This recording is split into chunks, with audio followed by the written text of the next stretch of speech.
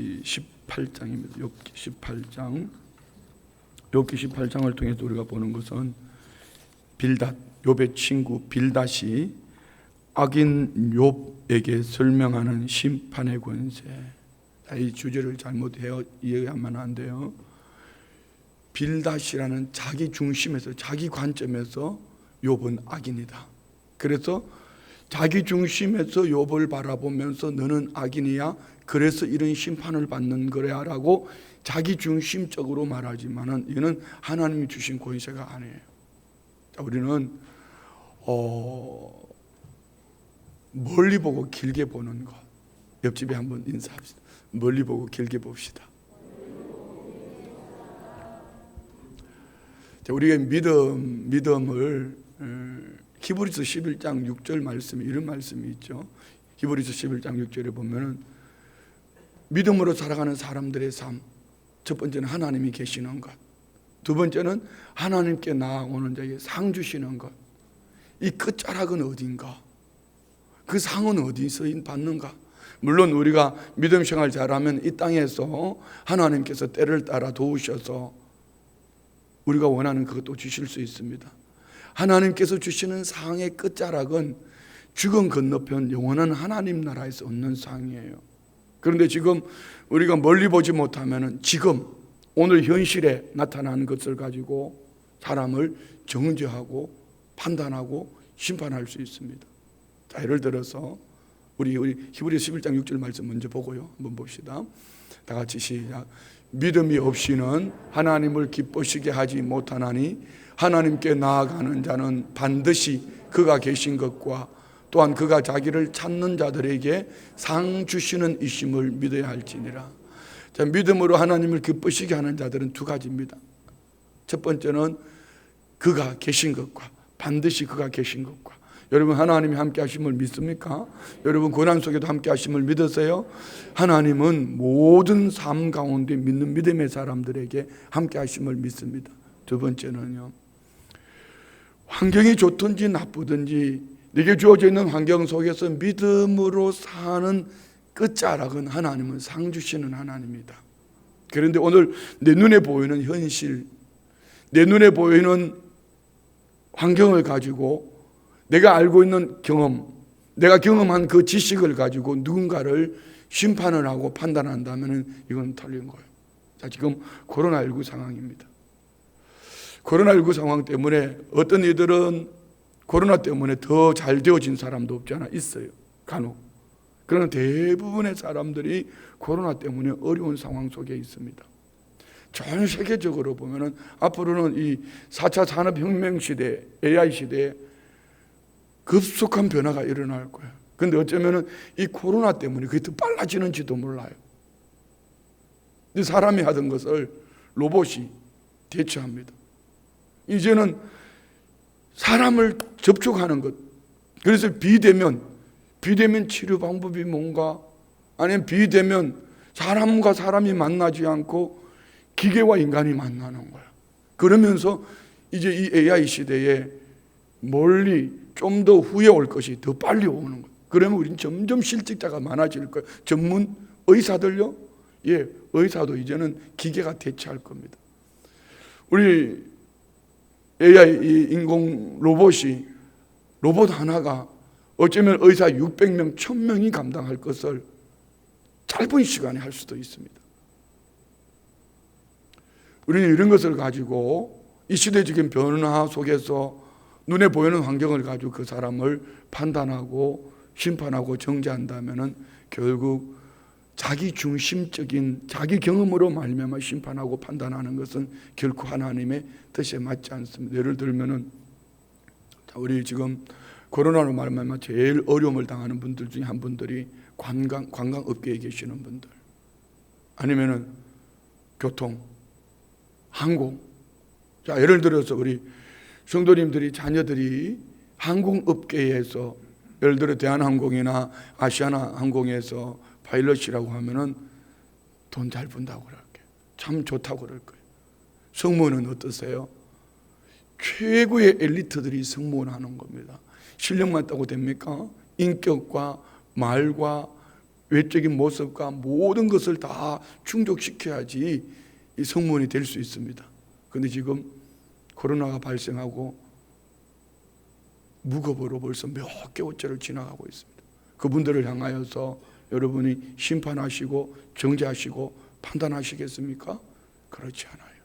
물론 신명기 사관으로 바라보면은 우리는 한 부분에 인과응보, 하라 하면 내가 복 줄게, 하지 마라 하지 않으면 내가 복 줄게, 하라고 말씀하셨는데 하지 않으면 내가 저주할 거야, 하지 말라고 말씀하셨는데 네가 하면 내가 저주할 거야. 이건 신명기적인 사관입니다.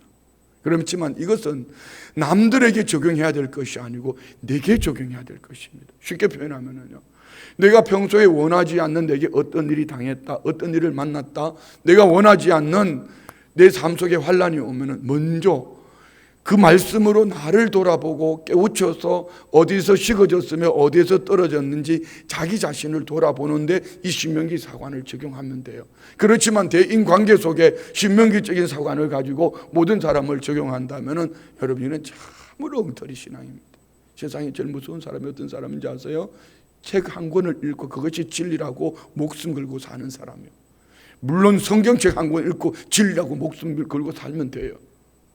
이 성경책은 단순한 도서책이 아니라 살아계신 하나님의 말씀이요, 모든 인간들의 삶, 온 세상을 주관하시는 하나님의 역사하심이 성경에 기록되어져 있습니다. 이는 단순한 책이 아니고 하나님의 말씀이요.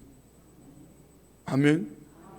자, 예를 들어서 신명기적인 사관을 가지고 우리 고린도후서 한번 봅시다. 고린도후서 10장, 고린도후서 13장. 바울 사도가 그의 가시 때문에 하나님 앞에 간절히 기도합니다. 12장 7절, 고린도후서 12장 7절입니다. 12장 7절 다 같이 시작.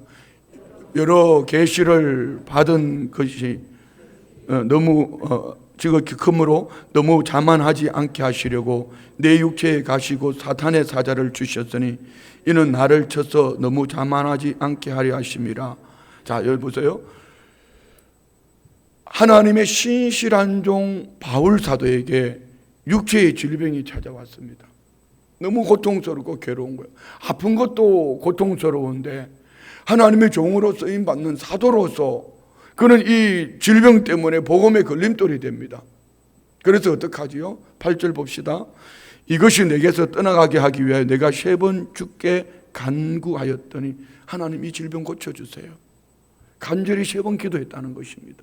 우리는 신명기적인 사관을 가지고 바라보면은 오늘 이 바울 사도처럼 여러분이 원하지 않는 그 무엇이 다가왔을 때에 하나님 앞에 나와서 부러지고 기도할 수 있다는 것은 여러분이 하나님의 사람이라는 증거입니다. 우리 시편 73편도 마찬가지요. 악인의 형통함을 바라보면서 시험 들 뻔했어요.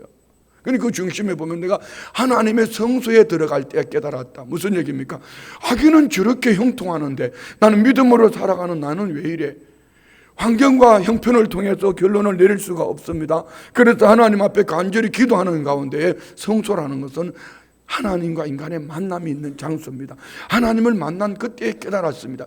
그들의 마지막 결론, 그들의 인생 죽음 건너편에 그들은 미끄러짐, 지옥으로 미끄러지더라. 그래서 그가 깨달은 것이 뭡니까? 죽게 가까이 하는 자, 그 사람이 복 있는 사람이다. 그는 나는 여호와를 나의 피난처로 삼아서 여호와의 행적을 전파하며 살겠다. 이것이 시편 73편 28절이거든요. 오늘 여러분 안에 내가 원하지 않는 환난이 다가오면은 오늘 이 바울 사도처럼 하나님 앞에 나와서 간절히 기도하는 은혜가 있기를 축복합니다. 그들의 삶 속에 어떻게 저 악인들은 형통하고 나는 믿음으로 살아가는데 나는 왜 이래? 여러분 이것 때문에 갈등하며 하나님이 없어 아니 계시하고 결론을 내리지 말고 시편 73편 아삽 시편 기자처럼 하나님 앞에 나와서 성소에서 하나님을 만나는 은혜가 있기를 축복합니다. 그래야 할 때 깨달아지는 은혜가 있어요. 요번 이 바울 사도는 자기 자신을 돌아보니 이 육체의 가시 때문에, 이 질병 때문에, 질병이 있는 것도 힘드는데 복음 전하는 자로서 이것이 너무 걸림돌이 되어 사탄의 가시요, 하나님 앞에 간절히 떠나가기를 간절히 기도했습니다. 여기까지는 내가 하는 방법이에요.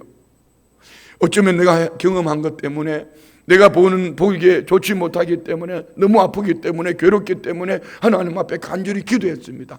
그러나 결론은 이겁니다. 하나님이 어떻게 결론을 내려주시나. 자, 봅시다. 9절 시작. 나에게 이르시기를 내 은혜가 내게 족하도다. 이는 내 능력이 약한 데서 온전하여짐이라 하신지라. 그러므로 도리어 크게 기뻐함으로 나의 여러 약한 것들에 대하여 자랑하리니 이는 그리스도의 능력이 내게 머물게 하려 함이라. 여러분, 이 9절 말씀은 다시 한번 잘 읽어봐요. 우리는 이 약함을 숨기고 싶어요. 약함을 들춰내고 싶지 않아요.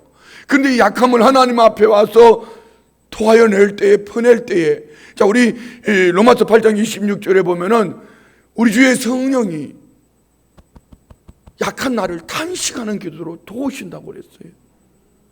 약한 것을 가슴에 끌어안고 하나님 앞에 나와서 마치 어제 나눴던 말씀처럼 한나가 그 사람을 붙잡고 씨름하지 않고, 그 엘리 목사님을 붙잡고 씨름하지 않고 하나님 앞에 나와 토하여내며 그 심정을 토하여낼 때에 하나님은 이 한나의 중심을 보시고 믿음을 보시고 사무엘을 주셨던 것처럼 오늘 바울 사도는 하나님이 내 은혜가 내게 족하도다. 네 연약함 그 위에 내 능력이 머물러. 네가 교만하지 않도록, 네가 자만하지 않도록, 너 약한 그것 때문에 내 능력이 네 안에 머무르는 거야. 이 말씀 앞에 오늘 바울 사도는 감격합니다. 나는 이제 이 약한 거 자랑할 거야. 여러분, 약한 거 자랑하실 수 있으세요? 어떤 분이 약한 것을 자랑하지요? 자녀들이 망한 것을 자랑할 수 있습니까? 육체의 질병으로 병들어 죽어져 가는 걸 자랑할 수 있습니까? 여러분의 사업이 망한 것을 자랑할 수 있습니까? 그런데 이 진리는 하나님 앞에서 내 은혜가 내게 족하도다. 네 약함이 약한 게 아니야. 네 약한 이것이 강해지는 비결이야. 이 약함 속에, 네가 이 약한 것 때문에 내게 와서 간절히 기도한 네 안에 내 능력이 머물러 있어. 이 약함 때문에 네가 내게 더 크게 쓰임 받을 수 있고, 이 약함 때문에 네가 오늘 내 안에서 이렇게 살아갈 수 있는 거야. 할렐루야. 여러분에게는 무슨 약함이 있습니까? 두 가지. 한 가지는 이 약함을 끌어안고 오늘 바울 사도처럼 어쩌면 신명기적인 사관을 가지고 하나님 앞에 나와서 아버지, 이것 때문에 내 신앙생활에 걸림돌이 돼요. 내 삶에 걸림돌이 돼요. 내가 기도 좀 해봤다고 결론 내리지 말고 하나님이 내게, 내 은혜가 내게 족하다라고 말씀을 주시든지, 아니면 치료를 해 주시든지, 아니면 회복을 시켜 주시든지, 하나님이 끝이라고 말씀하시는 그 시간까지 한번 따라해요. 멀리 보고 길게 보자. 예, 우리는 끝이 아니에요. 만약에 오늘 환경이, 여러분에게 주어져 있는 환경이, 여러분의 삶이 내가 원하지 않는 것 때문에 누가 여러분을 정죄하고, 누가 여러분을 심판하고, 누가 여러분을 판단한다고 그것이 여러분의 끝이라면은 오늘 여러분 죽어야지 천국 가는 겁니다. 살아있잖아요. 그 안에 하나님의 은혜가 있음을 믿습니까? 살아계시잖아요. 그 안에 능력이 있습니다. 믿으십니까? 그 결론은요, 어디에서 말씀할 수 있을까요? 하나님 앞에 설 때. 자, 우리 요 한 절 다 읽고 다시 한번 좀 더 봅시다. 10절 시작. 그러므로 내가 그리스도를 위하여 약한 것들과 능욕과 궁핍과 박해와 곤고를 무한히 기뻐하노니. 왜요? 이 약한 것, 내가 능욕당하고 궁핍함, 박해와 곤고함, 이것 때문에 여기에 그리스도의 능력이 내 안에 머물러 있구나. 여러분, 세상의 부귀영화를 다 누려도 주의 은혜가 떠나가 버리면 그게 망하는 거예요. 악인은 형통해도 인생의 끝자락 죽음 앞에 갔을 때 그게 망하는 거예요. 자, 우리 한번 히브리서 11장으로 넘어갑시다. 히브리서 11장 7절 말씀 봅시다. 히브리서 11장 7절. 다 같이 히브리서 11장 7절 다 같이 한번 읽읍시다. 시작. 믿음으로 노아는 아직 보이지 않는 일에 경고하심을 받아 경외함으로 방주를 준비하여 그 집을 구원하였으니 이로 말미암아 세상을 정죄하고 믿음을 따르는 의의 상속자가 되었느니라. 아멘. 자, 우리는 노아에 대해서 이 한 구절을 읽지만 노아의 인생은 어땠어요? 무려 120년을 방주를 지으면서 미친놈, 요즘 말로 말할게요, 또라이, 정신 나간 놈, 지 가족을 돌보지도 않고 무슨 마른 하늘에 비가 뭐야? 비가 뭔데? 홍수가 난다는 게 뭔데? 그들은 경험해보지 못했지만 노아는 하나님의 말씀을 들었어요. 받은 그 말씀으로 말미암아 노아는 믿음으로 방주를 지어갈 때 얼마나 괴로움을 당하고 괴롭힘을 당하고 심적으로 얼마나 괴로웠겠습니까? 가족들 바라보기에는 어땠을 것이며, 그런데 하나님은 이런 노아의 손을 들어주셔요. 이것이 믿음이야. 뭡니까? 하나님의 약속의 말씀을 붙잡고 멀리 보고 길게 보고 끝까지 하나님이 말씀하신 그때가 이루어지기까지 가는 이 노아를 하나님은 손을 들어주시는 거예요. 한번 봅시다. 다시 한번 7절. 믿음으로 노아는 아직 보이지 않는 일에 경고하심을 받아. 보이지 않는 일의 경고가 뭐죠? 하나님이 물로 심판하신다. 그러면서 하나님은 노아에게 방주를 지을 그 제도와 방법을 다 알려주셨어요. 자, 그러면서 봅시다. 경외함으로 방주를 준비하여. 경외함 뭐라고 그랬죠? 지난 주일 설교 때 얘기했잖아요.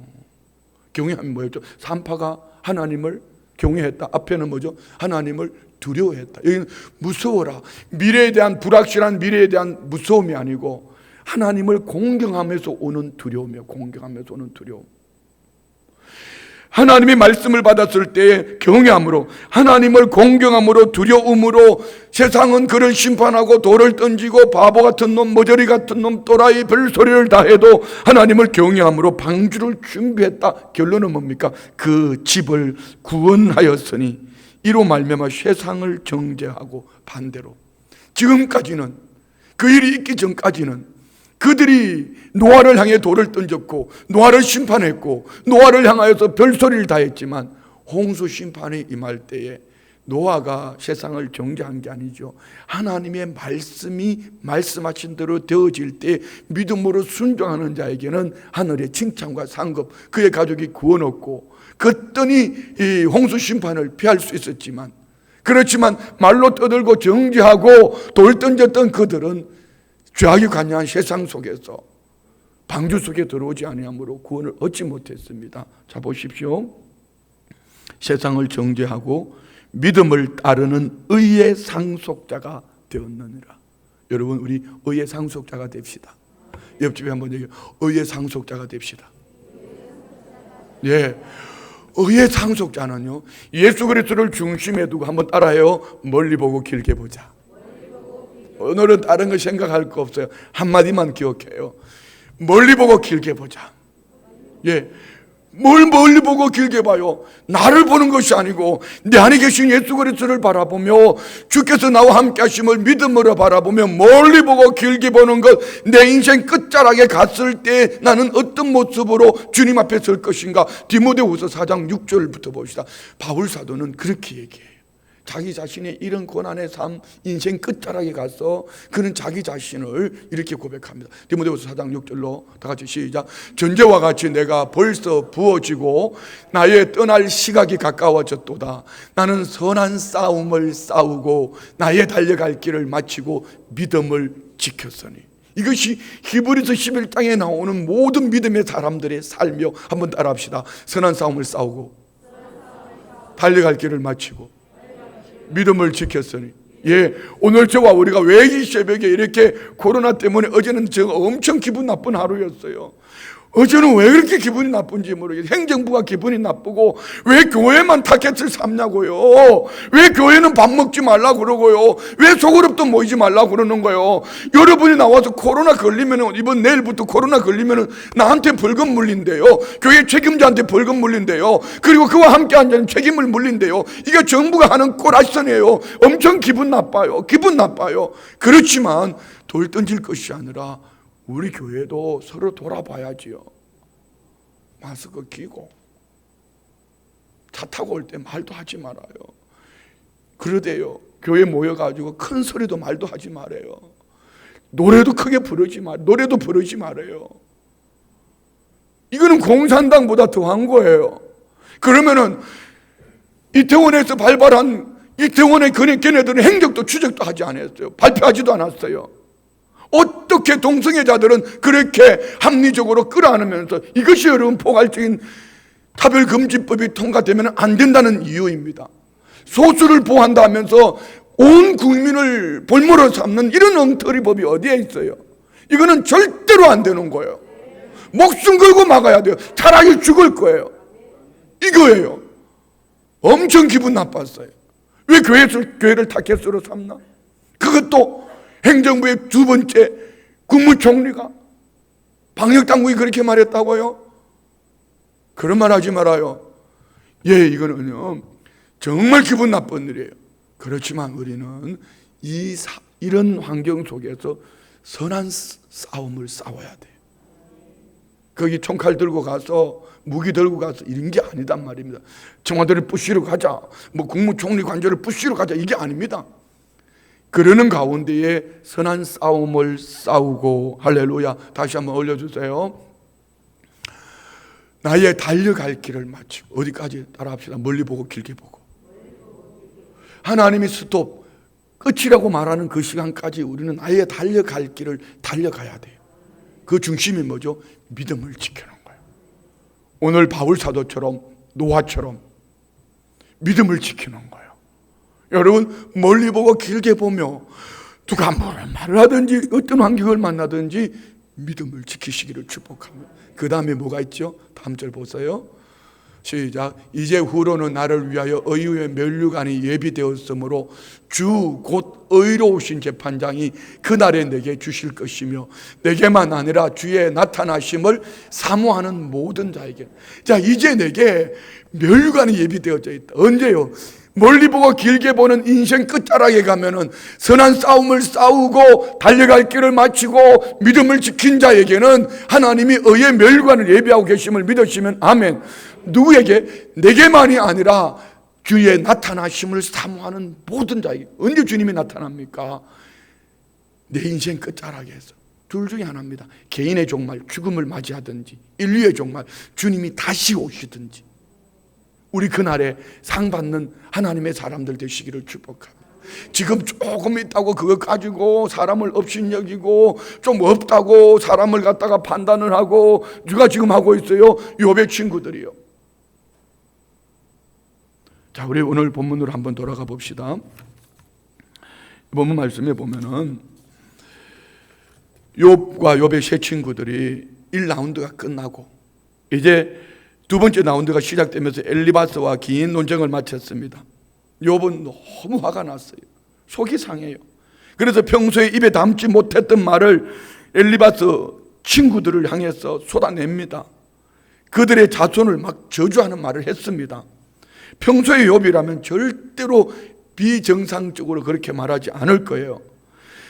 그렇지만 정상적인 상황이 아니라고 오늘 욥을 판단하고 욥을 아예 오늘 본문에는요 빌닷은 욥을 악인으로 정죄를 해버립니다. 너 악인이야, 깨닫지 못하는 악인이야, 결론을 내려버렸어요. 이 수아 사람 빌닷이 욥이 했던 말에 대해서 더 강하게 날숨말로 공격을 합니다. 그러면서 3절 말씀 보세요. 3절 다시 욥 18장 3절 이렇게 말합니다. 어찌하여 우리를 짐승으로 여기며 부정하게 보느냐. 17장에서 욥이 했던 말에 대한 반론으로 포문을 열고 있어요. 네가 나를 짐승으로 여기나? 네가 우리를 부정하게 보냐? 네가 악인이야? 뭐 이러면서요 5절 보세요. 4절 5절 시작.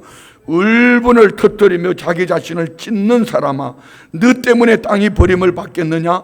바위가 그 자리에서 옮겨지겠느냐? 한 부분은 맞아요.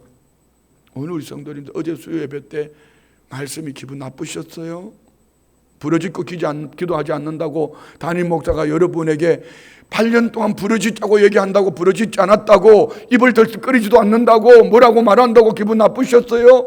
그렇지만 여러분, 울분을 하나님 앞에 터뜨리지 않으면은 차곡차곡 쌓아놓은 그 상처가 누구인가 터뜨리게 되고, 그 터뜨림이 그 공동체를 무너뜨리는 거요, 사람을 붙잡는 거요, 사람의 머리털을 잡고요, 그의 또 상처를 만들어내는 거요, 내 상처가 그의 또 상처가 되는 거요. 그렇지만 한나는 버니나를 붙잡지 않았고, 그의 남편 엘가나를 붙잡지 않았고, 엘리 목사님을 붙잡지 않고 그 울분을 하나님 앞에 가서 터뜨리는 거예요. 심정을 토하는 거예요. 부러지는 기도를 하는 거예요. 여러분, 그 답답함을 끌어안고 살지 말고 하나님 앞에 터뜨려요. 울분을 터뜨려야 돼요. 보내야 돼요.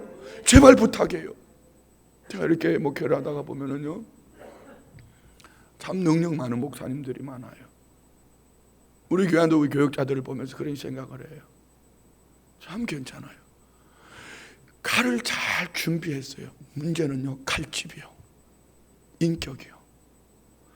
아흔아홉을 잘 해놔놓고는 툭 던지는 그 한마디 말 때문에, 쉽게 지나쳐버린 것 때문에, 그것 때문에 그의 모든 것이 다 무너져 버려요. 그 중심에 뭐가 있는지 아세요? 이 안에 울분을 가지고 있어요. 쉽게 표현할게, 상처를 가지고 있단 말입니다. 하나님이 그에게 은사를 주시고 능력을 주셔서 쓰임받는 가운데 치료받지 못한, 회복되어지지 못한 상처를 끌어안고 있으니, 이것이 칼집이 준비되어져 있지 못하니까 아무데서나 휘두르는 거, 아무데서 휘두르니까 그 칼에 적군이 죽어야 되는데 아군이 죽는 거예요. 우리 교육자들 정신 차리셔야 돼요. 말씀은 강하게 정할지라도 이 심령 속에는 예수님의 사랑, 긍휼이 베이스 깔려 있지 못하면은 여러분의 날쌘 칼이 아군을 죽일 수도 있습니다. 사랑하는 주의 백성들, 함께 동력하는 우리 성도님들을 향하여 그 칼날이 휘두르질 때에 그것 때문에 누군가가 초죽음을 당할 수도 있습니다. 우리 중직자님들 마찬가지요. 여러분의 신앙의 연조와 여러분의 직분이 있는 그 자리에서 내가 아는 것으로, 내가 판단하는 것으로 쉽게 던지는 그 한마디는요, 제발 그런 거 하지 말아요. 그거 한마디가 여러분 결론이 되면 안 돼요. 지나가는 한 과정 속에 정말 그를 사랑한다면 그 문제를 가지고 기도하고 또 기도하고 가슴에 끌어안고 기도하다가 하나님이 주시는 결론이 있거든. 내가 그를 위해서 쓰임받는 자리에 있기를 축복합니다. 그렇지만 내가 가지고 있는 지금까지 살아온 것이 내 경험이 다 맞아 칼날을 막 휘두르고 난 다음에 그것을 가지고 베어버려요. 그러면 죽이는 거예요. 살인이요. 그러면 그 속에 뭐가 남는지 아세요? 미움입니다. 미움은 살인이에요. 저도 목회하다가 보면은 정말 사람을 사랑하자. 그런데 가끔 미워지려고 할 때가 있어요. 미워지려고 할 때. 그때는 여지 없습니다. 내가 은혜가 식어졌을 때입니다. 설교를 아무리 잘해도요, 아무리 은혜스럽게 나눠도요, 내 은혜가 식어질 때는요, 그것이 일어나요. 미움은 예수의 이름으로 떠나갈지어다. 시기도 떠나갈지어다. 질투도 떠나갈지어다. 목사의 마음속에도 그럴 때가 있단 말입니다. 그렇지만 오늘 제가 말씀드리고 싶은 건 이거예요. 여러분 안에 울분이 있습니까? 상처가 있습니까? 터뜨리세요. 그렇지 아니하면 그것이 사람에게 터질 때에, 자녀에게 터질 때에, 남편이나 아내에게 터질 때에, 우리 교우들에게 터질 때에, 환경에 터질 때에 그것으로 말미암아 무심령들이 고통을 당할 수 있어요. 오늘 욥의 친구들은 말하는 거예요. 빌닷은 울분을 터뜨리며 자기 자신을 찢는 사람아, 우리는 그렇게 살아야 합니다. 근데 그 다음이 문제예요. 너 때문에 땅이 버림을 받겠느냐? 바위가 그 자리에서 옮겨지겠느냐? 5절요. 악인의 빛은 꺼지고 그의 불꽃은 빛나지 아니할 것이요. 맞아요. 그런데 틀렸어요. 오늘 이는 욥을 향하여 너 악인이기 때문에 내 빛이 꺼졌고 그 불꽃은 빛나지 않을 거야. 우리 사람은 빛이 없어요. 그런데 오늘 저와 우리 안에는 빛이 있습니다. 우리 인간은 어두움이었습니다. 본질상 진노의 자녀였습니다. 어두움이었지만 우리 주님이 내 안에 들어옴으로 저와 우리는 빛이 되어진 줄 믿습니다. 예수를 믿으면 우리는 빛이요. 그런데 하나님을 잘 믿는 요업을 향하여서 너 빛이 떠나가고 빛이 꺼지고 어두움 무슨 얘기예요? 너는 악인이야. 너는 멸망받을 자야. 하나님이 없는 사람이야.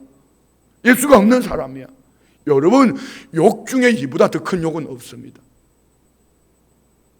오늘 우리 성도님들, 여러분 안에 나는 약해도, 나는 부족해도 내 안에 예수님이 계심을 믿으십니까? 그럼 여러분 빛입니다. 성경에 빛이 되라고 말하지 않았어요. 너희는 빛이라, 너희는 소금이라고 말씀하셨습니다. 예수님을 믿는다면 이미 우리는 빛이에요. 예수님을 믿는다면 이미 우리는 소금이에요. 자, 오늘 직접적으로 연관이 없지만 요즘 매일 장례가 납니다. 매일 장례가 나는 속에서 자, 기도할 때 여러분 한 가지 부탁드릴게요. 제발 제가 설교할 때도 그분이 구원 얻었니 안 얻었니 특별한 믿음의 삶 속에 산 분들 외에는 얘기하지 않습니다. 여러분 기도 속에 그분의 삶에 대해서, 그분의 구원에 대해서 건드리지 마세요. 그건 하나님만이 하시는 거예요. 교역자가 기도하든지 장로님들이 기도하든지 장례에서 제발 부탁을 드립니다. 그분의 구원은 하나님만이 하시는 거예요. 여러분 이 자리에 앉아있다고 다 구원 얻는 건가요? 그럼 오늘 교회 오지 않고 예수님 영접하고 병원에 있으면 구원 얻지 못하는가요? 그렇지 않아요. 우리 기도는 그냥 하나님 앞에, 하나님 이 한평생의 삶을 때를 따라 도우셔서 감사합니다. 할 수 있으면 감사도 안 하는 게 좋을 것 같다. 말도. 우리는 감사가 되지만 안 믿는 사람들은 감사가 잘 죽었다고 감사하나? 뭐 이렇게 나오는. 그냥 하나님 앞에 영광 올려드리고 그 유가족들을 위로하는, 하나님 말씀으로 위로하는 거, 그걸로 끝내요. 너무 길게 할 것도 없어요. 계속 되어지는. 제가 어느 날 지난번에요, 우리 지방에 한 목사님 어머니가 돌아가셨어요. 기가 막히게 자빠질 뻔했습니다. 한 목사님이 고인의 명복을 빕니다. 죽은 사람의 복을 어떻게 빌어요? 죽으면 끝난 거예요. 과거요. 그 영혼이 천국 아니면 지옥이에요. 제가 이 본문을 말하다가 갑자기 생각이 나서 말씀드리는 거니까, 죽으면 그걸로 끝이요. 우리가 이 땅에서 아무리 기도한다고 해서 그 영혼이 하나님 나라에서 상 얻는 거 아니란 말입니다. 죽으면 끝이요. 이 땅에 산 삶이 전부예요. 아멘이죠? 그러니까 이런 말씀을 잘 들으셔야 돼요. 이거는 진짜 엉터리 신앙이 될 수 있어요. 예수도 안 믿는데 뭐 성도다, 집사다, 예, 교회에서는 집사, 성도 붙여줬다 할지라도 예수를 안 믿으면 그는 지옥 가는 거예요. 그 문제는 건드리지 마세요. 부탁합니다. 예. 자, 여기 보면은 악인의 빛은 꺼지고 그의 불꽃은 빛나지 않을 것이요. 자, 또 한번 욥을 아예 악인이라고 단정합니다. 6절 말씀 봅시다. 6절. 그의 장막 안에 빛은 어두워지고 그 위에 등불은 꺼질 것이요. 예, 그렇습니다. 예수를 믿지 않으면 그의 장막은 어두워집니다.